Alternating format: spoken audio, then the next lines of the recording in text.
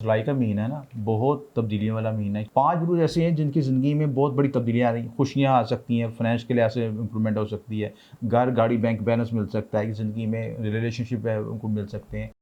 अस्सलाम वालेकुम जी, मुझे रेहान हैदर कहते हैं और आप मुझे मेरे सोशल मीडिया प्लेटफॉर्म्स पर देख रहे हैं। नाजरीन, इस वक्त मेरे साथ मौजूद हैं सर एम ए शामी, मशहूर एस्ट्रोलॉजर न्यूमरोलॉजिस्ट हैं।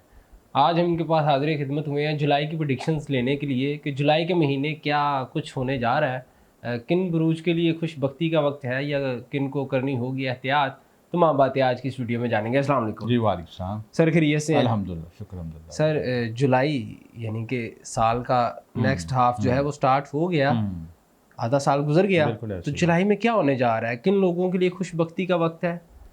देखिए रियान, की जो जुलाई का महीना है ना, बहुत तब्दीलियों वाला महीना है, क्योंकि हाफ ईयर ख़त्म हो गया है और हाफ के बाद नया साइकिल शुरू होता है ज़िंदगी का। ठीक है।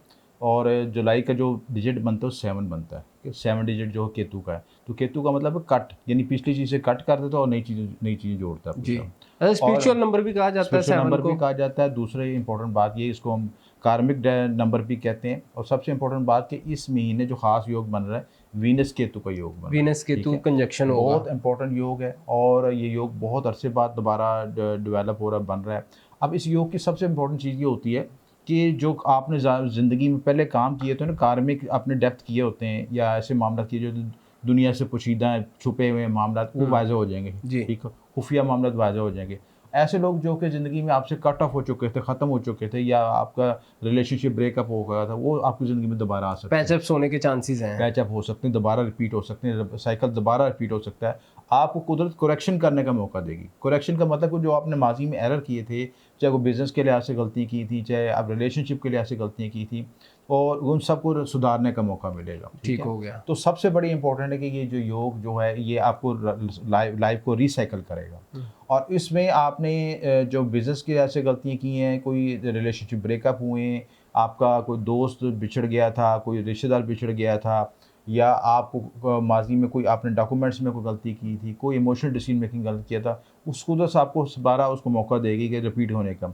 और दूसरा यहाँ पे एक इम्पॉर्टेंट चीज़ ये कि योग जो बन रहा है पुष्य नक्षत्र में बन रही चीज़ है। जी। और पुष्य नक्षत्र में आप जो जुपिटर भी है, तो उसके बाद जुपिटर से आगे ये अगले अगले साइन में बन रहा है, लियो में बन रहा है वीनस केतु का। तो बड़ा इंपॉर्टेंट ये योग है। 5 बुरुज ऐसे हैं जिनकी ज़िंदगी में बहुत बड़ी तब्दीलियाँ आ रही हैं, खुशियाँ आ सकती हैं, फाइनेंस के लिहाज से इंप्रूवमेंट हो सकती है, घर, गाड़ी, बैंक बैलेंस मिल सकता है, ज़िंदगी में रिलेशनशिप है उनको मिल सकते हैं। और जो आपके लाइफ में कोई एक्स रिलेशनशिप ब्रेकअप हुआ था, उसके आने के इम्कानात बन जाएंगे। दूसरी शादी हो सकती है। दूसरी शादी भी हो सकती है। और सबसे इम्पोर्टेंट बात वैसे ये ये खुशी वाली बात नहीं है। आप ये दूसरी बात ये कि दूसरी शादी तो पूरे पाकिस्तान का ही मसला है ना, ये चीज़ है। ठीक है ना। तो अब बल्कि हर इंसान का फितरी अमल है, जब उसकी पहली शादी में लड़ाई होती है तो दूसरी शादी का सोचता है, और ये नहीं पता कि दूसरी शादी में भी लड़ाई झगड़े होना चाहिए। सही बात है। चले पहले ज़ोडिएक साइन से स्टार्ट करते हैं। पहले ज़ोडिएक साइन से शुरू करते हैं, बुर्ज हमल से शुरू करते हैं। अच्छा, एरीज ही है पहला।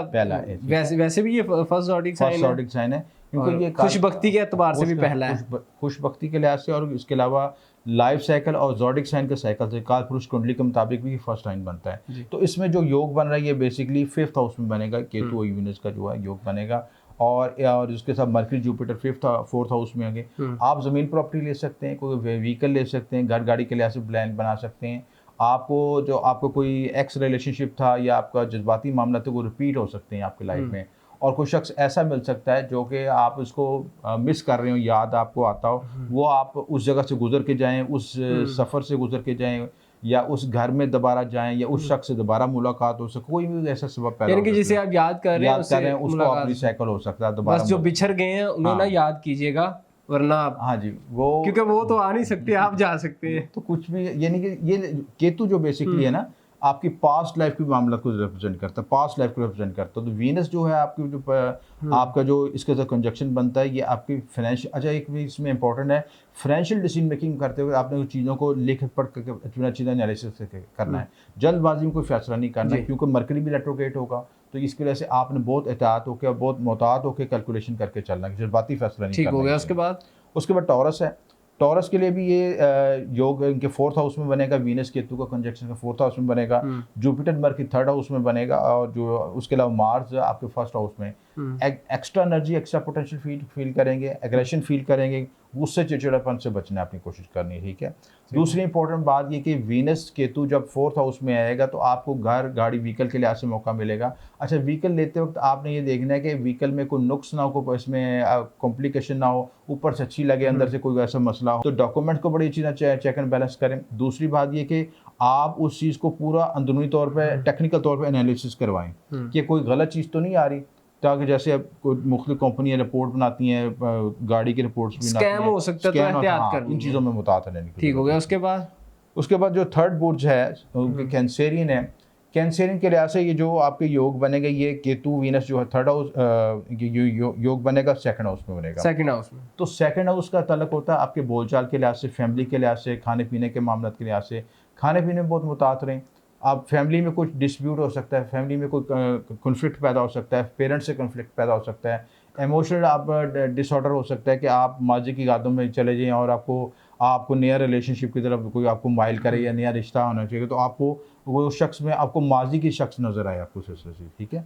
तो इस तरह के मामला हो सकते हैं। उसके बाद जो है आपका जो सैटर्न जो है 9th हाउस में, और मरकरी जुपिटर की पोजीशन यहाँ पे आपको रिप्रेजेंट करती है कि यहाँ पे आपका 5th हाउस, 7th हाउस और 9th हाउस एक्टिवेट होगा। इससे आपको बेनिफिट ये होगा कि आपके एक तो शादी के जो मामला पेचीदा चल रहे थे वो हल हो सकेंगे, रिलेशनशिप के लिहाज से आपको नए मौके मिल सकते हैं, प्लस आपको बिजनेस के लिहाज से, पार्टनरशिप के हवाले से नई अपॉर्चुनिटी मिल सकती हैं, ठीक है। तो ये सारे पॉजिटिव साइंस हैं। बस सिर्फ आपने इमोशनली तौर पे कोई सेटबैक नहीं लेना जिसकी वजह से आप जज्बाती तौर पे कोई गलत फैसला करें। सिर्फ रैशनल अप्रोच के साथ, प्रैक्टिकल अप्रोच के साथ आगे चलेंगे तो कामयाब हो सकेंगे। और फोर्थ जो आपका साइन जो बनता है स्कॉर्पियोज है। स्कॉर्पियोज काफ़ी अर्से से दबे हुए थे, अब इनको कुदरत मौका दे रही, दोबारा राइज करने का मौका मिल रहा है, और स्कॉर्पियो के लिहाज से इनको नई रास्ता मिलेगा, अपॉर्चुनिटी मिलेगी। वीनस केतु का कंजक्शन जो बन रहा है इनके 10th हाउस में बन रहा है, तो 10th हाउस का ताल्लुक आपके बिज़नेस के लिहाज से, प्रोफेशन के लिहाज से, आपकी समाजी हैसियत के लिहाज से, बिज़नेस की जगह पे, इमोशनल यहाँ पे ऐसी जगह जहाँ पे काम कर रहे हैं वहाँ पे आपको कुछ शख्स अब जिनसे मुखारफ मिल सकती है, ऐसे शख्स मिल सकता है जिसके साथ माजी में आपके तल्लुकात थे, रवाबत थे, और वो दोबारा आपके साथ पैचअप हो सकता है, दोबारा मुलाकात हो सकती है। प्लस बिज़नेस के लिहाज से आप कोई नई इनिशिएटिव ले सकते हैं, नई प्लानिंग कर सकते हैं, नए प्रोग्रेस के लिए वर्किंग कर सकते हैं। ये सारे आपको चांसेस मिलेंगे ये जुलाई में आपको। ठीक हो गया। और 5th and last one, 5th और लास्ट जो है वो सेजिटेरियस है। सेजिटेरियस के लिहाज से ये योग है, वीनस केतु का 9th हाउस में बनेगा। 9th हाउस जिसको रिप्रेजेंट करता है, आपके जो फादर को रिप्रेजेंट करता है, आपके बिरूनिक सफ़र को रिप्रेजेंट करता है, फादर को भी रिप्रेजेंट करता है। इसके अलावा आपके जो बॉसेस होते हैं, इमीडिएट बॉसेस होते हैं, उनको भी रिप्रेजेंट करता है। इसके अलावा जो आपके स्पिरिचुअल गार्डियन है उनको भी रिप्रेजेंट करता है। ऐसा शख्स आपकी ज़िंदगी में शामिल हो सकता है जो आपको स्पिरिचुअली तौर पर गाइड करे, आपको रूहानियत और वज़ाइफ, मुराक़बे, इन चीज़ों की तरफ लेके जा सकता है, ऑकल्ट साइंस की तरफ लेके जा सकता है, और आप इन चीज़ों में ग्रो कर सकते हैं। अगर आपका बाई बर्थ में ऐसे कॉम्बिनेशन बने हैं, पोटेंशियल है, तो आप रूहानी तौर पे बहुत बलीगी हासिल कर सकते हैं, अरूज हासिल कर सकते हैं। ठीक है, तो ये सारे ये पॉजिटिव फाइन है। इसके अलावा जो आपको सेजिटेरियस के लिहाज से जो एक आपने चीज़ों में मुतात रहना है कि आपका जो सैटर्न 4th हाउस में है, अगर आप कोई इमोशनल डिसीजन मेकिंग करना चाह रहे हैं तो उसमें आपको सेटबैक आ सकता है, इसलिए आपको जज्बाती फैसला नहीं करना।